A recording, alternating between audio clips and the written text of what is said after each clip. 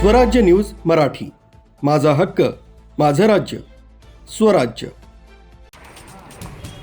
मालेगाव तालुक्यातील डोंगराळे इथं 3 वर्षीय बालिकेवर अत्याचार करून तिची दगडानं ठेचून खून झाल्याची घटना नुकतीच काही दिवसांपूर्वी घडली आहे। या घटनेच्या जखमा अजून ओल्या असताना आज शहरात एका 55 वर्षीय व्यावसायिकानं अवघ्या 13 वर्षीय अल्पवयीन गतिमंद बालिकेचा विनयभंग केल्याची धक्कादायक घटना उघडकीस आली आहे।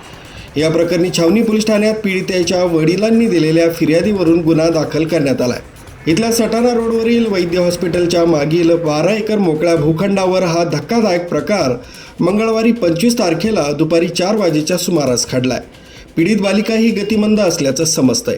या प्रकरणी छावणी पोलिसांनी पोस्को अंतर्गत गुन्हा दाखल केला आहे। पोलिसांनी 55 वर्षीय नराधम दीपक धनराज छाजेड राहणार मालेगाव या व्यावसायिकाविरोधात गुन्हा दाखल केला आहे। पीडित मुलगी ही आरोपीच्या घरामागील बाजूस खेळत असताना त्यानं तिला फूस लावून दुचाकीवर बसवून नेत मोकळ्या भूखंडावर तिचा विनयभंग केल्याचं फिर्यादीत म्हटलंय।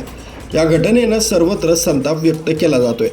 डोंगराळे घटनेला अवघे 11 दिवस उलटले असताना ही धक्कादायक घटना समोर आल्यानं संताप व्यक्त केला जातोय।